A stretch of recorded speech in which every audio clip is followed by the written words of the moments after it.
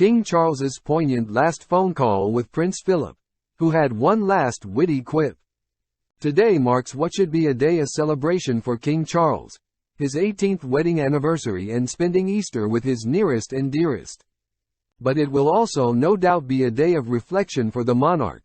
That's because it is the second anniversary of the death of his beloved father Prince Philip. He died just over a year before his devoted wife the late Queen, and as he saw out his final peaceful days at Windsor Castle before he passed away aged 99, he seemingly retained his sense of fun, sharp wit and wicked sense of humor. And, true to form, the 99-year-old couldn't resist one wisecrack while speaking to his eldest son Charles, the day before he died.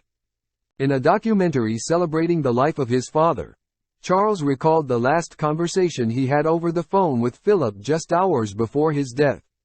In an intimate interview for a BBC film, the now king described how he tentatively broached the subject of Philip's upcoming 100th birthday and suggested a party, knowing it was something his dad was not keen on. And Charles revealed how Philip's response left him with one last happy memory of his dad's cheeky nature. He recalled he told him that the family had been talking about his 100th birthday and a celebration.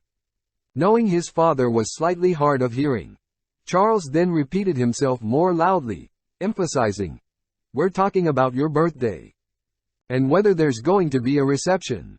To which Charles said Philip replied sharply, without missing a beat, "Well, I've got to be alive for it, haven't I?" Charles then said, "First told him, I knew you'd say that," and added that it was a happy memory. Last month, Charles honored one of his late father and mother's pledges by granting his youngest brother Prince Edward Philip's former title. It was announced by Buckingham Palace that Edward had become the Duke of Edinburgh, which was previously held by Philip, to mark his 59th birthday.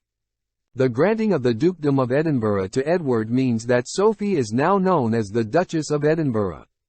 It had long been known that Edward would one day become the Duke of Edinburgh after a pledge made by the late Queen and Philip on his wedding day in June 1999.